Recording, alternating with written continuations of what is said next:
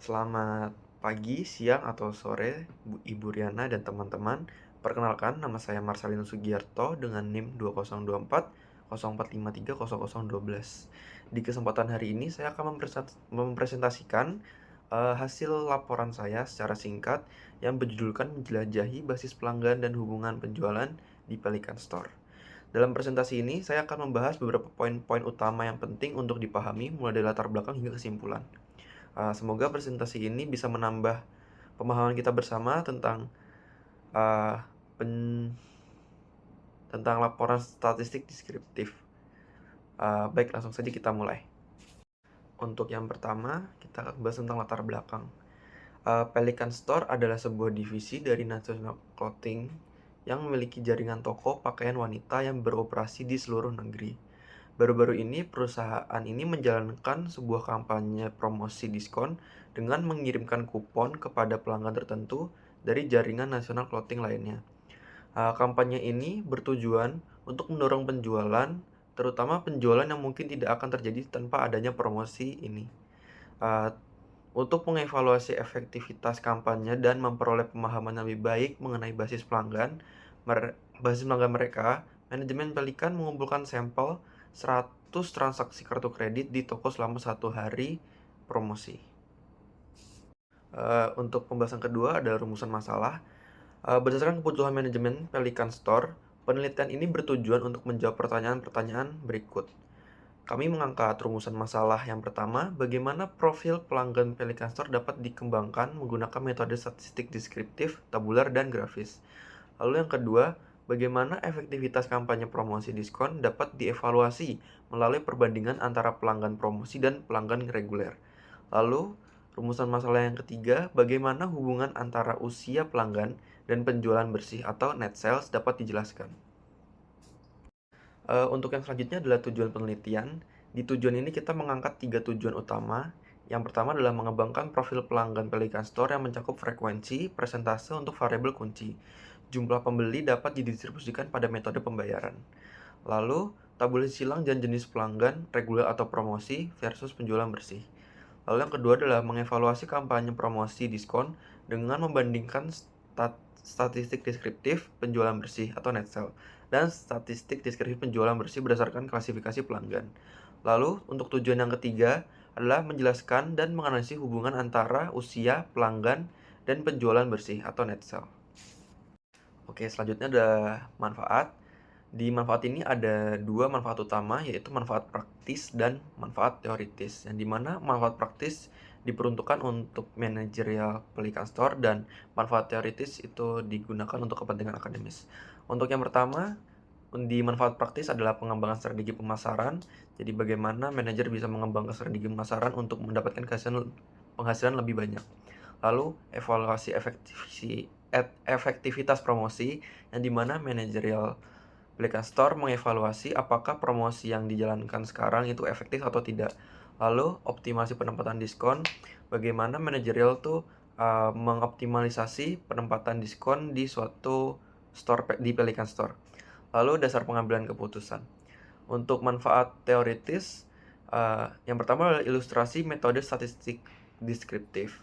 Lalu yang kedua ada referensi studi kasus atau statistika bisnis mengenai cara menganalisis data pelanggan di retail sederhana. Lalu yang ketiga adalah pemahaman perilaku konsumen. Untuk selanjutnya, landasan teori akan dijelaskan oleh Reson. Oke, yang berikutnya masuk pada landasan teori. Di landasan teori ini, yang pertama dijelaskan tentang distribusi frekuensi presentasi atau percent frequency distribution. Nah, distribusi frekuensi presentasi ini adalah alat fundamental dalam statistik deskripsi untuk merangkum data kualitatif. Nah, jadi metode ini menyajikan proporsi total observasi yang termasuk dalam setiap kategori variabel. Dalam konteks Pelican Stories ini, metode ini esensial untuk menganalisis komposisi basis pelanggan dan mengidentifikasi popularitas relatif dari variabel-variabel. Dan menurut Fahmi dan Haryati, menekankan bahwa hasil dari distribusi persentase adalah fondasi untuk segmentasi dan pemahaman awal struktur data. Nah, yang kedua ada diagram batang dan diagram lingkaran. Diagram batang dan diagram lingkaran ini adalah visualisasi data kategorikal yang sangat penting untuk komunikasi manajerial. Di Pelican Stories ini, grafik ini digunakan untuk menampilkan jumlah pembelian yang diatribusikan pada metode pembayaran yang berbeda. Yang ketiga ada tabulasi silang atau cross tabulation.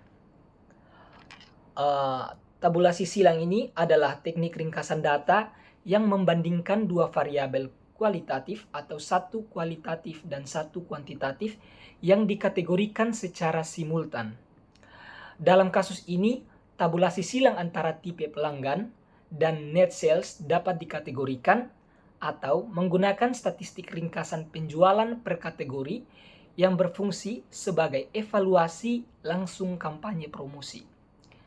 Tujuannya itu adalah untuk membandingkan rata-rata nilai penjualan yang dihasilkan oleh pelanggan yang menggunakan kupon dan pelanggan reguler. Menurut Widodo dan Suryani, menjelaskan tabulasi silang adalah alat diagnostik utama untuk menilai perbedaan perilaku di antara segmen pasar yang berbeda. Kemudian yang keempat ada diagram pencar. Diagram pencar ini adalah representasi grafis hubungan antara dua variabel kuantitatif, yaitu net sales atau sumbu Y dan customer age atau sumbu X. Setiap titik pada diagram mewakili sepasang nilai dari sampel. Pola sebaran titik ini menunjukkan arah hubungan dan kekuatan hubungannya.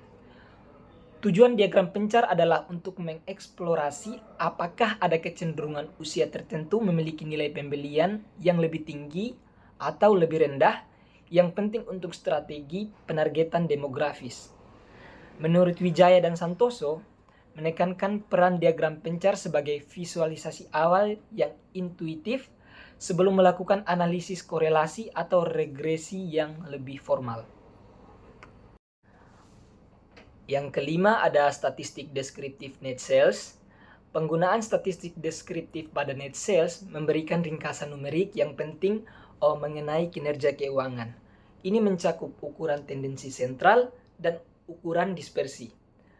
Analisis ini harus diperluas menjadi statistik deskripsi net sales berdasarkan berbagai klasifikasi pelanggan untuk perbandingan segmen yang lebih mendalam. Menurut Santosa, menyatakan bahwa standar deviation pada data penjualan sangat penting untuk memahami risiko dan konsistensi pendapatan. Dan yang terakhir ada statistik deskriptif hubungan usia dan net sales. Jadi setelah eksplorasi grafis menggunakan diagram pencar, ringkasan numerik hubungan antara age dan net sales memerlukan perhitungan seperti koefisien korelasi. Jadi koefisien korelasi yang nilainya berkisar antara kurang dari $1 hingga lebih dari $1 secara kuantitatif mengukur kekuatan dan arah hubungan linear antara kedua variabel. Oke, selanjutnya adalah analisis dan pembahasan. Saat ini saya akan menampilkan beberapa tabel-tabel tally for discrete variables menurut masing-masing tabel. Yang pertama itu ada type of customer, yang dimana pelanggan promosional mendapat 70% dan reguler mendapat 30%. Lalu yang selanjutnya ada table items, bisa dilihat sebagai berikut. Lalu ada tally for discrete variables menurut type of customer, dari tipe customer. Di sini saya mengelompokkan menjadi beberapa agar tidak terlalu banyak data yang ditampilkan. Data bisa dilihat sebagai berikut. Lalu untuk selanjutnya adalah metode pembayaran atau tally for discrete variables, method of payment, yang dimana di sini ada 5 metode pembayaran, yaitu American Express, lalu Discover, Mastercard, dan Proprietary Card, dan Visa. Untuk data bisa dilihat sebagai berikut. Lalu ada tally for discrete variables menurut gender, yang dimana gender perempuan lebih banyak dibandingkan laki-laki, yang dimana perempuan mendapat angka 93%, lalu untuk laki-laki ada di angka 7%. Hal ini disebabkan karena toko Pelican Store ini memang dikhususkan untuk pelanggan wanita. Lalu untuk tabel berikutnya itu ada tally for discrete variables material status, yaitu atau status pernikahan, yang dimana dari sini kita mengetahui yang sudah menikah itu ada sekitar 84%, dan yang masih single atau belum menikah itu ada di angka 16%. Lalu selanjutnya ada tabel umur menurut umur atau tally for discrete variables record age, yang dimana di sini saya juga mengelompokkan umurnya agar tidak terlalu banyak variabel-variabel yang bisa ditampilkan yang akan membuat kita sedikit kebingungan.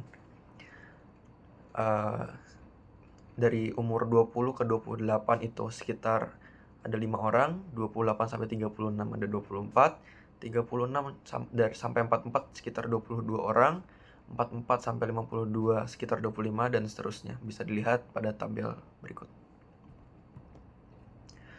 Oke, selanjutnya adalah analisis pembahasan diagram batang pembelian pelanggan berdasarkan metode pembayaran. Dari grafik batang ini, kita mengetahui bahwa proprietary card atau kartu kredit internal toko yang dikeluarkan oleh Pelican Store adalah metode pembayaran yang paling dominan dan paling sering digunakan di Pelican Store, yang dimana kita bisa melihat mencapai 70% dari total 100 transaksi. Tingginya frekuensi penggunaan ini menunjukkan bahwa adanya kecenderungan kuat dari pelanggan untuk memanfaatkan kartu yang diterbitkan oleh toko tersebut saat bertransaksi di toko Pelican Store. Lalu untuk pembahasan selanjutnya adalah diagram scatter plot antara penjualan bersih dan umur pelanggan. Yang dimana di diagram scatter plot ini menunjukkan bahwa mayoritas transaksi di Pelican Store dilakukan oleh pelanggan yang berada di rentang usia 30 hingga 50 tahun. Meskipun terdapat terjadinya konsentrasi aktivitas transaksi pada kelompok usia tertentu, diagram ini memperlihatkan penyebaran titik yang acak dan tidak terstruktur. Dari pola ini juga dapat disimpulkan bahwa pada usia pelanggan tidak memiliki hubungan sebab akibat yang langsung atau linear terhadap perubahan nilai pada perbandingan pendapatan bersih atau net sale. Maka fakta ini diperkuat dengan adanya transaksi bernilai tinggi seperti di atas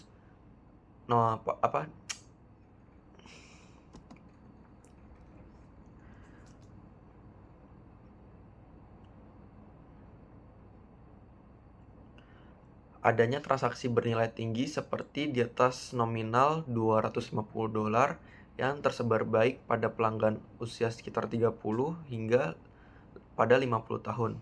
Karena transaksi bernilai tinggi ini tidak secara efektif didominasi oleh kelompok usia tertentu. Ini menegaskan bahwa umur bukan merupakan faktor dominan yang dapat memengaruhi besaran nilai transaksi yang dilakukan oleh pelanggan. Untuk yang selanjutnya, kita ada analisis dan pembahasan tabulasi silang dari tipe customer versus penjualan bersih atau net sale. Yang dimana di sini saya membagi kategori dari low dan medium to high.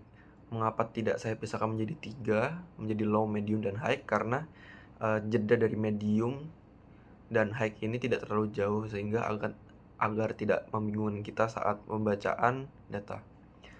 Perbedaan yang paling signifikan dari tabulasi silang ini itu berada pada segmen transaksi yang bernilai tinggi pada interval penjualan bersih atau net sale yang dimulai dari 1057,23 ke atas. Hanya pelanggan promosional yang tercatat dengan sekitar 6 transaksi yang mengisi ketiga interval teratas. Hal ini mendefinisikan bahwa strategi promosi kupon diskon telah berhasil secara efektif dalam mendorong peningkatan nilai pendapatan atau penjualan bersih per transaksi.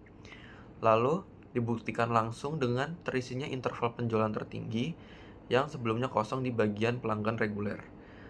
Sebaliknya, pelanggan reguler juga menunjukkan bahwa pola pembelian yang berkonsentrasi di interval penjualan bagian bawah hingga menengah menyiratkan bahwa tanpa adanya insentif promosi, volume atau nilai pembelian ini cenderung berada dalam jumlah yang lebih kecil dibandingkan setelah adanya promosi. Untuk yang selanjutnya ada descriptive static on net sales atau descriptive statistik di penjualan bersih. Dari data di atas, dapat disimpulkan bahwa penjualan bersih atau net sales ini mendapatkan rata-rata sekitar $82,06 per transaksi. Eee, Lalu juga dari analisis variasi menunjukkan bahwa standar pada deviasi sebesar 55,65,65 dolar per transaksi yang merepresentasikan sekitar 67,8% dari nilai rata-rata. Rasio standar deviasi yang tinggi terhadap nilai rata-rata ini mengidentifikasi adanya variabilitas yang cukup besar dalam nilai transaksi pelanggan di Pelican Store. Eee, Selain itu, terdapat juga perbedaan yang mencolok pada antara nilai rata-rata $82,06 ini dengan nilai penjualan maksimum. Ya, karena adanya jarak yang signifikan antara nilai rata-rata dan nilai tertinggi, menyiratkan bahwa transaksi ini bernilai sangat besar hanya dilakukan oleh segelintir kecil dari pelanggan Pelican Store.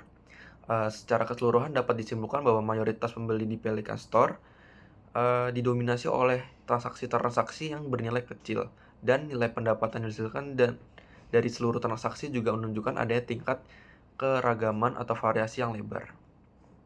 Selanjutnya adalah pembahasan analisis dan pembahasan dari descriptive statistic on net sale dari type of customer, atau tipe dari customer.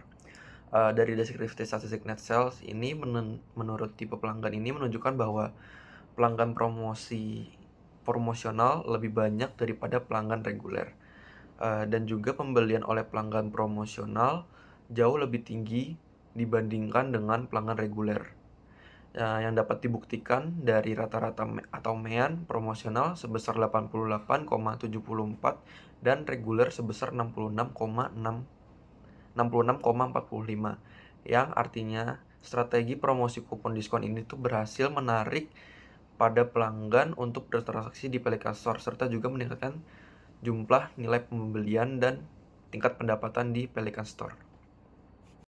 Oke, yang berikutnya kita masuk pada analisis dan pembahasan, yaitu descriptive statistic on net sales by marital status atau menurut status pernikahan. Nah, untuk variabel pada status pernikahan ini didominasi oleh pelanggan yang sudah menikah dengan rata-rata yang tidak jauh berbeda, yaitu sebesar 82,5052 dan pelanggan single sebesar 79,7256. Nah, hal ini menunjukkan bahwa masing-masing kelompok memiliki daya tarik pembeli yang rata-rata hampir sama, sehingga dapat disimpulkan bahwa status pernikahan tidak memiliki pengaruh yang kuat terhadap peningkatan dan penurunan nilai pendapatan Pelican Stores ini. Oke, yang berikutnya ada descriptive statistic on net sales by gender atau menurut jenis kelamin. Nah, untuk variabel seperti gender ini dapat kita lihat bahwa sangat berbanding jauh antara wanita dan pria, yang dimana transaksi pada Pelican Store ini didominasi oleh wanita sebanyak 93 dari 100 data sampel pelanggan. Dengan ini rata-rata pendapatan dari pembelian wanita lebih tinggi daripada laki-laki, dengan rata-rata laki-laki sebesar 60,6286 dan wanita sebesar 83,6737. Dari hal ini menunjukkan bahwa pelanggan yang sering untuk melakukan transaksi adalah wanita, sehingga wanita menjadi kelompok yang paling penting bagi Pelican Store selain menyumbangkan jumlah pelanggan, tetapi juga meningkatkan pendapatan. Nah, yang berikut ada descriptive statistic on net sales by method of payment. Jadi, untuk metode pembayaran ini didominasi oleh proprietary card dengan jumlah transaksi 70, rata-rata 84,7579 dan maksimum 292,59. Namun, pada nilai pembelian maksimum diikuti oleh metode pembayaran American Express dengan maksimumnya sebesar 271. Meskipun hanya dilakukan sebanyak 2 kali transaksi, tetapi menunjukkan bahwa nilai pembelian yang dihasilkan sangat berharga dan meningkatkan pendapatan pada Pelican Stores. Hal ini ditunjukkan dengan nilai rata-rata sebesar 171, yaitu nilai rata-rata yang paling besar di antara metode pembayaran lainnya. Kemudian ada descriptive statistic on net sales by type of customer. Untuk subbab ini membandingkan karakteristik penjualan bersih antara pelanggan promosional dan pelanggan reguler. Untuk rata-rata pendapatan, pelanggan reguler memiliki nilai rata-rata penjualan bersih yang lebih tinggi dibandingkan dengan pelanggan promosi. Yang kedua, ada nilai transaksi tertinggi. Untuk pelanggan promosi menunjukkan bahwa nilai transaksi maksimum yang jauh lebih tinggi dibandingkan dengan reguler. Nah, hal ini mengidentifikasikan bahwa meskipun nilai rata-rata penjualan mereka lebih rendah, namun pelanggan promosi adalah pihak yang melakukan transaksi bernilai dengan besar. Yang ketiga ada variabilitas. Untuk pelanggan reguler ini memiliki standar divisi yang lebih besar, yaitu $35,10 dibandingkan dengan promosi yang hanya $61,45. Nah, ini menunjukkan bahwa nilai transaksi mereka lebih menyebar atau tidak konsisten relatif terhadap nilai rata-ratanya sendiri. Oke, yang terakhir ada descriptive statistic concerning the relationship between age and net sales. Nah, di subbab ini menganalisis bahwa karakteristik usia pelanggan berdasarkan kategori penjualan bersih yang sudah dikelompokkan. Yang pertama ada rata-rata usia. Untuk pelanggan yang melakukan transaksi medium atau high, ini memiliki nilai rata-rata 45,4 tahun, sedikit lebih tua dibandingkan pelanggan yang melakukan transaksi rendah atau transaksi low dengan rata-rata usia itu 43,17 tahun. Kemudian nilai transaksi tertinggi untuk pelanggan yang melakukan transaksi low ini mencakupi pelanggan dengan usia maksimum 78 tahun, sementara pelanggan dengan transaksi medium atau high ini memiliki usia maksimum 73 tahun, lebih muda. Dan yang terakhir ada variasi usia. Tidak ada perbedaan yang signifikan dalam standar deviasi untuk usia antara kedua kelompok tersebut, yang menyiratkan bahwa penyebaran pada usia dalam kelompok penjualan low dan medium atau high ini relatif sama, sekitar 11 sampai 12 tahun. Oke, untuk yang selanjutnya adalah kesimpulan. Kita mengambil 6 poin kesimpulan di sini. Yang pertama adalah keberhasilan promosi dan pendapatan, yang dimana manajerial Pelikan Store ini berhasil atas promosi yang telah dilakukannya dan berhasil meningkatkan pendapatan toko Pelikan Store. Lalu yang kedua adalah karakteristik pelanggan kunci, yang dimana dari sisi demografi pelanggan perempuan adalah pendorong utama volume dan nilai penjualan meningkat, yaitu menyumbang 93% dari seluruh transaksi dan mencatat rata-rata net sale tertinggi, yaitu $83,67. Lalu faktor yang kurang berpengaruh. Maksudnya faktor yang kurang berpengaruh ini adalah seperti variabel usia dan status pernikahan yang disimpulkan tidak memiliki dampak signifikan atau perbedaan yang kuat terhadap rata-rata nilai pendapatan per transaksi.